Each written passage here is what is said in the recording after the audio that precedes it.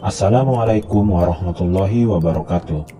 Salam sejahtera untuk kita semua. Salam, Om Swastiastu, Namo Buddhaya, salam kebajikan. Hai rekan semua, di sini saya akan menjelaskan hasil dari tugas mata kuliah Praktik Pengelolaan Barang Milik Negara dengan dosen pengampu Bapak Nur Hadi, SSOS, MAP.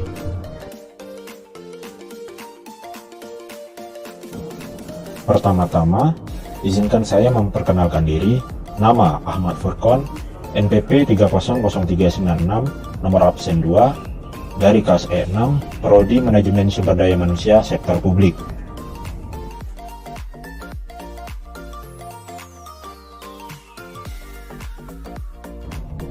Di bagian pertama yaitu prinsip apa sajakah dalam memenuhi pengadaan barang milik negara, dan coba jelaskan.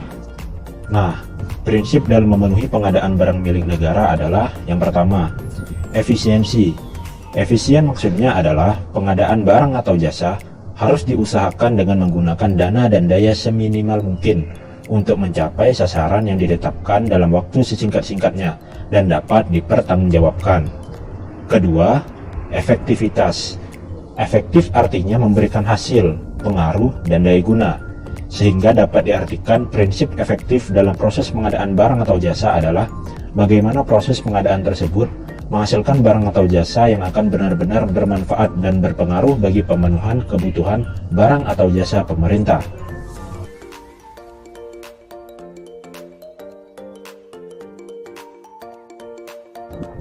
Ketiga, transparan.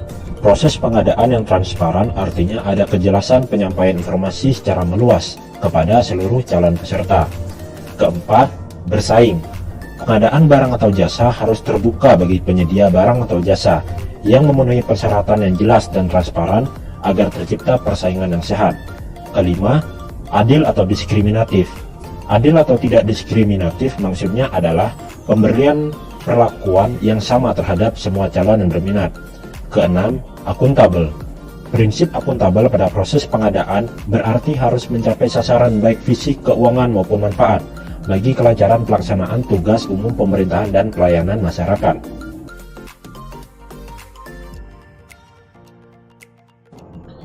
Di bagian kedua pertanyaannya yaitu, sebutkan tata cara penetapan status penggunaan barang milik negara berupa tanah dan atau bangunan. Nah, tata cara penetapan status penggunaan barang milik negara berupa tanah dan atau bangunan adalah A. Tahap persiapan berupa penyelesaian dokumen atau sertifikat tanah atau disebut juga sebagai izin mendirikan bangunan.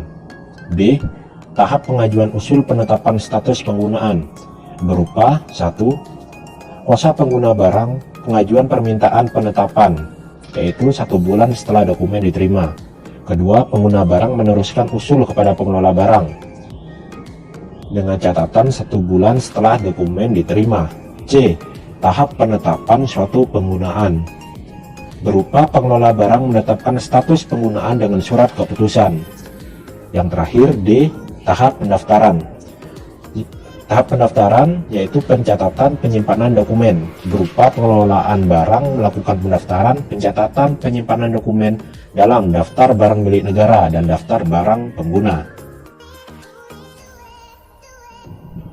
Di bagian ketiga pertanyaannya yaitu, sebutkan juga tata cara penetapan status penggunaan barang milik negara berupa selain tanah dan atau bangunan. Nah, tata cara penetapan status penggunaan barang milik negara berupa selain dan tanah dan atau bangunan adalah A. Tahap persiapan, yaitu persiapan dan penyelesaian dokumen berupa kontrak atau SPK, BAS, dan lain-lain. B. Tahap pengajuan usul penetapan status penggunaan, yaitu 1.